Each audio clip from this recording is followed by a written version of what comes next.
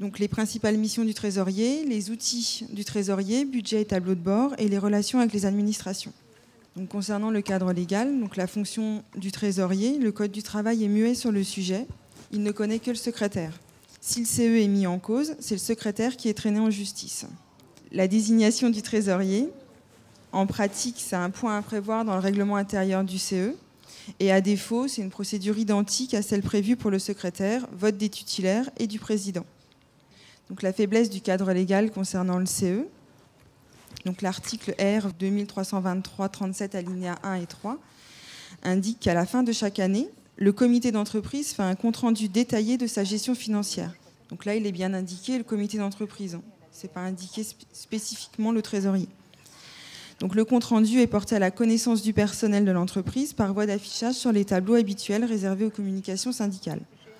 Il doit indiquer notamment, d'une part, le montant des ressources dont le comité dispose dans le cours de l'année, et d'autre part, le montant des dépenses assumées par lui, soit pour son propre fonctionnement, soit pour celui des œuvres sociales, dépendant de lui ou des comités interentreprises. Donc chacune des différentes institutions sociales doit faire l'objet d'un budget particulier. Donc ensuite, l'article R 2323-38 indique également que les membres du comité sortant rendent compte au nouveau comité de leur gestion.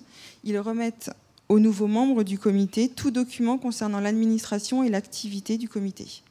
Donc les obligations du CE, l'obligation d'informer, donc il doit informer les salariés et les nouveaux élus. Il a une obligation également comptable, donc ventiler le montant des dépenses dans le cadre budgétaire du CE, en séparant activité sociale d'un côté et fonctionnement de l'autre. Et il doit enregistrer dans un journal cahier toute dépense ou recette.